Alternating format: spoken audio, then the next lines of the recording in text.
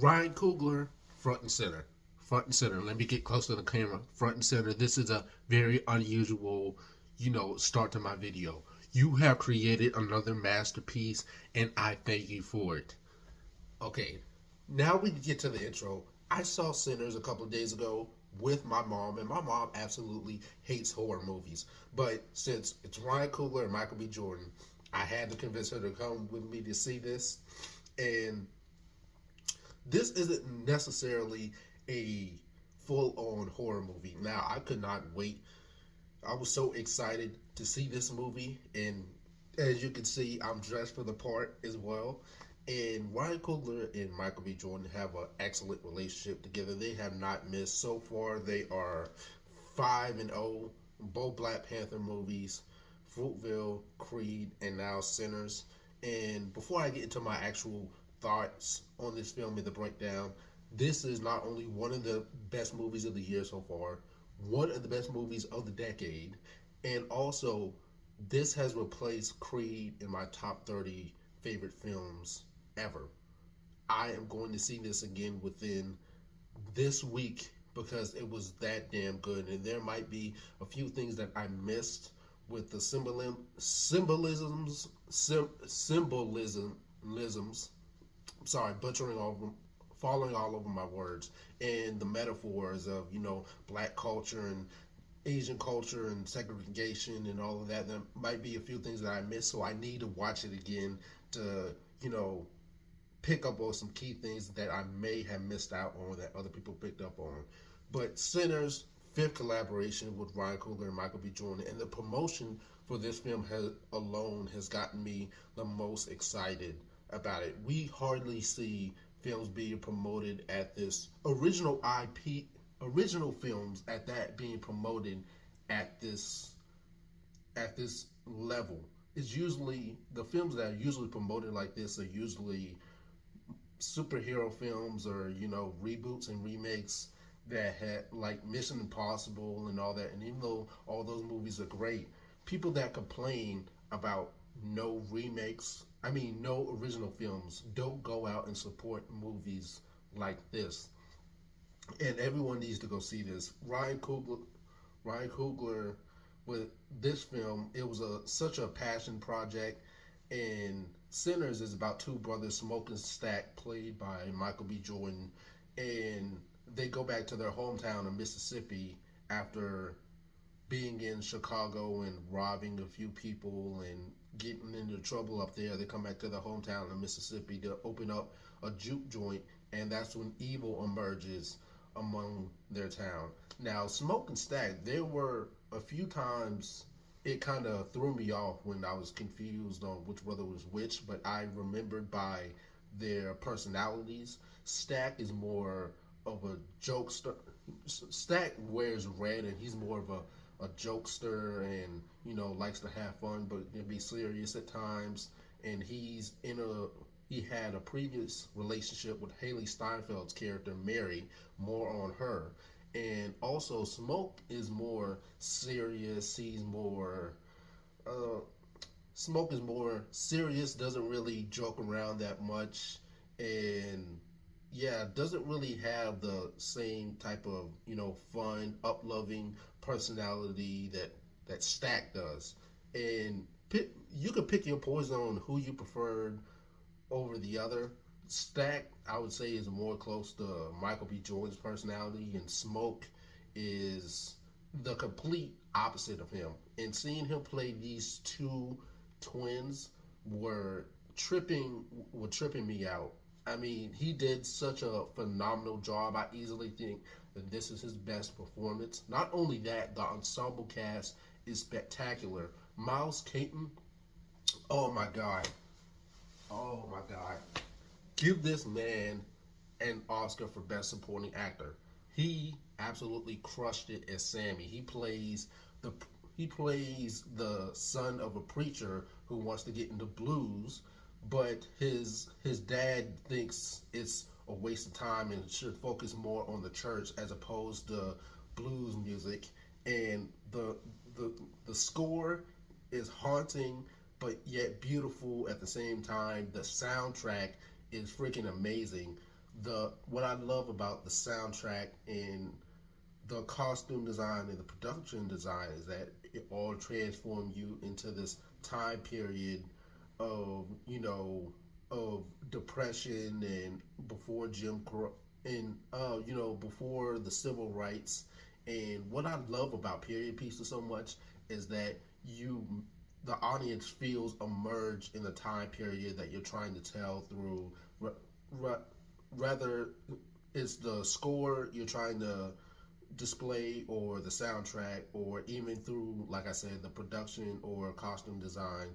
The cinematography is absolutely stunning and beautiful. There's a shot in the trailer with the twins standing side by side by each other watching the sunset, and it is absolutely beautiful. And you guys have to watch this on the biggest platform that there is, whether it's Cinemark, whether you go to Cinemark in HD, XD, or AMC in IMAX, whatever movie theater you go to, you have to watch it on the biggest platform because it the way this movie plays, it needs to be played on the biggest platform that there is because the sound editing is not going to come off the same. The cinematography is going to look, you know, is going to look not the same, kind of compressed, kind of watching it would be like watching a Nolan movie on Netflix or on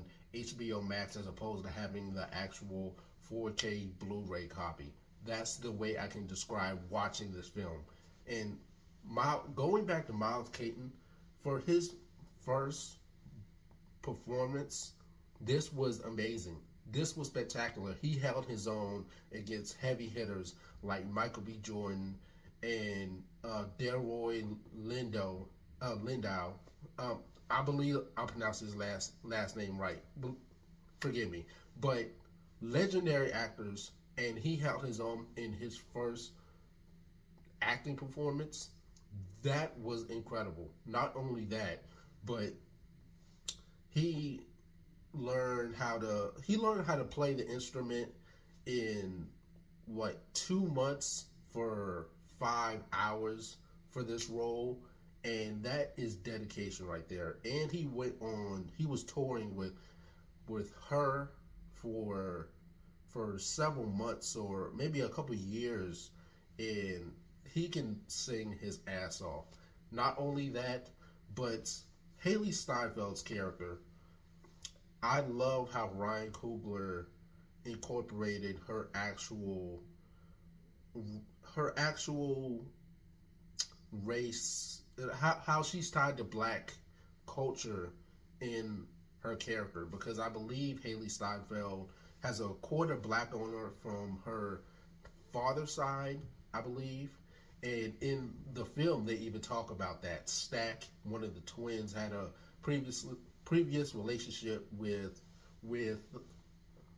with Mary, and because she's white, she marries a white man, and Stack is embarrassed to be seen with her out in public because of the implications.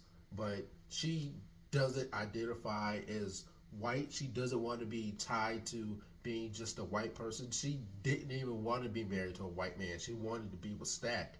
But, he up and left her during when things were getting tough in her personal life with her family and other things. And that comes back for full circle towards the end of the film. No spoilers, but the way they end up together isn't the way that it's not a happy ending, so to speak, with how they started versus how they end up together. And not only is the acting phenomenal, and the score, the soundtrack, the ensemble cast is great. Everyone has great chemistry together. Great chemistry together. No one feels unimportant to the story. Everyone plays a key factor, and I love how this film discusses,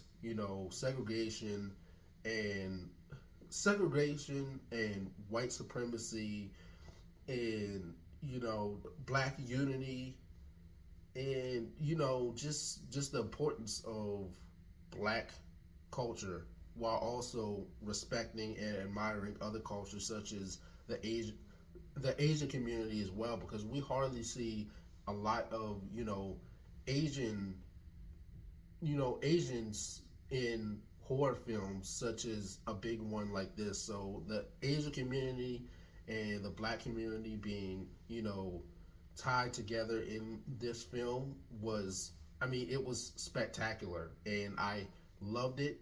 There are there are two credit scenes at the end of this film, so I would say stick around to see what is left. The second one is more so, I don't really think it pertains to anything, but I would stick to the very end of the film. I need to see this again. It's, like I said, one of the best films of the year, and the music plays a key factor into the film. It doesn't feel like a full-on horror film. I'd say the horror aspect comes into play maybe the second or the third act of the film. I love the pacing because it gives us enough time to flesh out the characters for us to care about them before the sun goes down. And it takes place within a day, which is amazing. But the music feels like a character in the film. And the importance of blues that Ryan Coogler shows is, it just proves how important black people is to the foundation of America. And blues music is a foundation of America.